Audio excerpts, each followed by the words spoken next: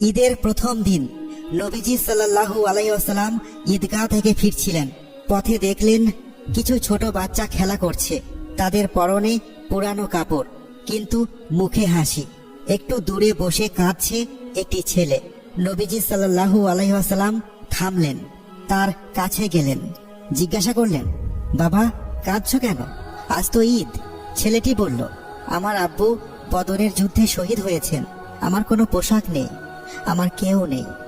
আজ থেকে প্রায় 1400 বছর আগের কথা।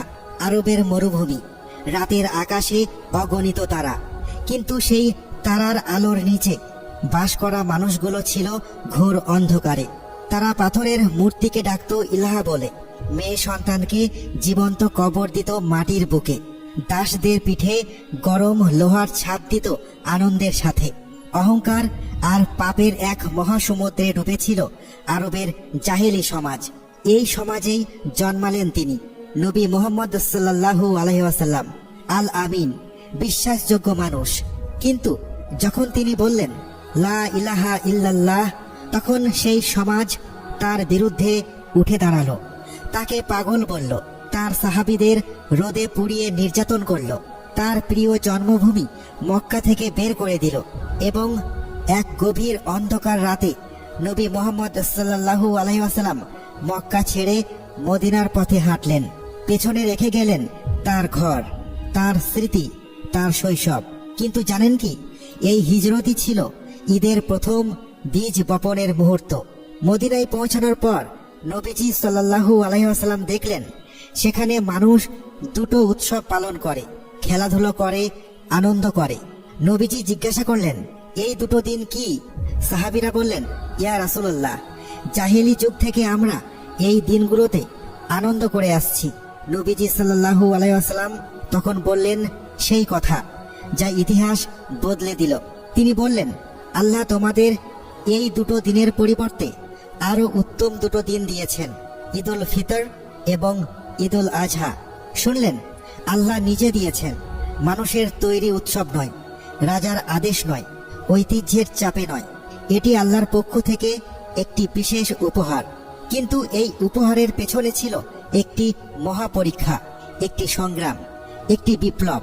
সেই গল্প জানতে হলে আপনাকে যেতে হবে দ্বিতীয় হিজরিতে, রমজানের প্রথম সূচনার দিকে। দ্বিতীয় হিজরি সাল। মদিনার সমাজ তখন সবে গড়ে উঠেছে। মুজাহির আর আনসার দুই দলের মানুষ একসাথে বাঁচতে শিখছে। নতুন রাষ্ট্র, নতুন শৃঙ্খলা, নতুন জীবন। ঠিক এই সময়ে আল্লাহ তাআলা নাজিল করলেন সেই আয়াত যা পৃথিবীর ইতিহাসে সবচেয়ে বেশি মানুষকে প্রভাবিত করেছে। ইয়া আইয়ুহাল্লাযিনা আমানু, হে ঈমানদারগণ, তোমাদের উপর সিয়াম ফরজ করা হয়েছে, রোজা ফরজ হলো। সেই প্রথম রমজান। ভাবুন একবার, সাহাবীরা কেমন ছিলেন সেই রমজানে? তাদের মধ্যে অনেকে সদ্য মক্কা ছেড়ে এসেছেন, সম্পদ নেই, ঘর নেই। অনেকের পরিবার সেই মক্কায় আটকে। অনেকের বুকে কাফেরদের নির্যাতনের ক্ষত তখনও শুকায়নি। তবু তারা রোজা রাখলেন, ভোরের আজানে উঠলেন, সাহারি খেলেন, কখনো শুধু খেজুর, কখনো পানি। সারাদিন রোদে কাজ করলেন, যুদ্ধের প্রস্তুতি নিলেন, তবু মুখে আনলেন না একটি দানাও। কিন্তু কেন? কারণ আল্লাহ বলেছেন, এটাই তাকওয়া, এটাই ঈমানের শক্তি। সেই রমজানে শুধু রোজাই আসেনি, এসেছিল বদরের যুদ্ধ। রমজানের 17তম রাতে মাত্র 313 জন মুসলিম, আর ওদিকে 1000-এরও বেশি কাফের। রোজা রেখে ক্ষুধার্ত পেটে মুসলিমরা সেই যুদ্ধে জয়ী হলেন। আল্লাহর সাহায্য এলো, আর রমজান শেষ হলো। এরপর এলো সেই দিন, সেই প্রথম ঈদুল ফিতর। নবীজি সাল্লাল্লাহু আলাইহি ওয়াসাল্লাম সাহাবীদের নিয়ে বের হলেন মদিনার খোলা প্রান্তরে। সবাই একসাথে, ধনী গরিব, আরব অনারব, মুজাহির আনসার, সবাই একই কাতারে। নবীজি সাল্লাল্লাহু আলাইহি ওয়াসাল্লাম 2 রাকাত নামাজ পড়লেন, তারপর খুতবা দিলেন। আর মুসলমানরা প্রথমবারের মতো বলল, আল্লাহু আকবার, আল্লাহু আকবার, লা ইলাহা ইল্লাল্লাহু, আল্লাহু আকবার, আল্লাহু আকবার, ওয়ালিল্লাহিল হামদ। সেই তাকবীর আজও বাতাসে ভাসে।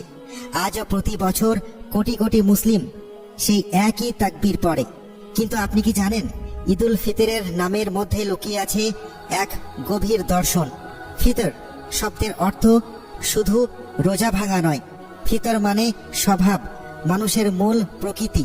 আল্লাহ মানুষকে তৈরি করেছেন ফিতরাতুল্লাহ, আল্লাহর দেওয়া স্বভাবের উপর, পবিত্র স্বভাব, নিষ্পাপ স্বভাব। রমজান মাস জুড়ে একজন মুসলিম নিজেকে পরিষ্কার করে পাপ থেকে, অহংকার থেকে, লোভ থেকে, এবং ঈদের দিন সে ফিরে আসে তার সেই আদি পবিত্র স্বভাবে। এই ঈদ তাই উৎসব নয়, এটি একটি পুনর্জন্ম, এটি একটি ঘোষণা। এটি সেই ঘোষণা, আমি 1 মাস লড়াই করেছি আমার নফসের বিরুদ্ধে, শয়তানের বিরুদ্ধে, পৃথিবীর সব মোহের বিরুদ্ধে, এবং আমি জয়ী হয়েছি। কিন্তু এই জয় একা উদযাপন করা যায় না। নবীজি সাল্লাল্লাহু আলাইহি ওয়াসাল্লাম যখন প্রথম ঈদুল ফিতর পালন করলেন, তখন তিনি একটি কাজ করলেন যা অনেকে ভুলে যায়। ঈদের নামাজের আগেই তিনি বললেন, জাকাতুল ফিতর আদায় করো। প্রতিটি মুসলিমের উপর ওয়াজিব গরিবের খাবার নিশ্চিত করা, যাতে ঈদের দিন কোনো মুসলিম ভাই বোন না খেয়ে থাকে। ভাবুন এই দৃশ্যটা, একদিকে আনন্দ, নতুন পোশাক, সুগন্ধি, মিষ্টি, অন্যদিকে ইসলাম বলছে, থামো, আগে নিশ্চিত করো তোমার পাশের মানুষটিও আজ খেতে পারবে। এটাই ইসলামের সমাজ দর্শন, এটাই ঈদের আসল বিপ্লব। পৃথিবীর অন্য উৎসবগুলো কি করে? ধনীরা আরো বেশি খরচ করে, গরিবরা দেখে আর কষ্ট পায়, বৈষম্য আরো গভীর হয়।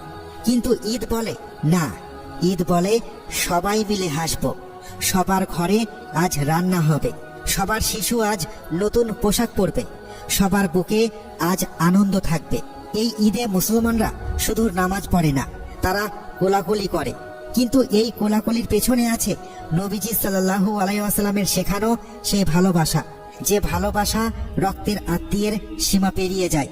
একটু পিছনে ফিরুন, সেই প্রথম ঈদের দিন নবীজি সাল্লাল্লাহু আলাইহি ওয়াসাল্লাম ঈদগাহ থেকে ফিরছিলেন। পথে দেখলেন কিছু ছোট বাচ্চারা খেলছে, তাদের পরনে পুরানো কাপড়, কিন্তু মুখে হাসি। একটু দূরে বসে কাঁদছে একটি ছেলে। নবীজি সাল্লাল্লাহু আলাইহি ওয়াসাল্লাম থামলেন, কাছে গেলেন, জিজ্ঞাসা করলেন, বাবা কাঁদছো কেন? আজ তো ঈদ।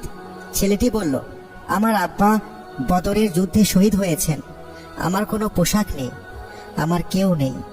নবীজি সাল্লাল্লাহু আলাইহি ওয়াসাল্লাম সেই ছেলেটিকে বুকে টেনে নিলেন, বললেন, তোমার আব্বু নেই তো কি হয়েছে, আমি তো আছি। এই যে দেখছো আয়েশা রাদিয়াল্লাহু তাআলা আনহাকে, ইনি তোমার মা, আর ফাতিমা তোমার বোন। সেই ছোট্ট ছেলের কান্না থামলো, ঈদের আনন্দ তার বুকে ঢুকলো। এই হলো ঈদ, এই হলো ঈদুল ফিতরের আসল মর্ম। এটি শুধু নামাজ নয়, শুধু সেমাই নয়, শুধু নতুন জামা নয়। এই দিনটি হলো মানুষের সাথে মানুষের মিলনের দিন, আল্লাহর সাথে বান্দার সম্পর্ক নবায়নের দিন, হৃদয়ের সব ক্ষত মাফ করে দেওয়ার দিন। আল্লাহ তাআলা এই দিনে রহমতের দরজা খুলে দেন। হাদিসে এসেছে, ঈদের রাতে আল্লাহ ফেরেশতাদের বলেন, যে শ্রমিক তার কাজ শেষ করেছে তার মজুরি নাও। এবং পরদিন ঈদের মাঠে আল্লাহ বলেন, হে বান্দারা, তোমরা আমার কাছে চাও, আমি দেব, তোমাদের গুনাহ মাফ করে দিলাম। সুবহানাল্লাহ। আল্লাহ আমাদের সবাইকে কবুল করুন, আমাদের রমজানের পুরস্কার দিন, আমাদের ঈদকে সত্যিকারের ঈদ বানান। আমিন।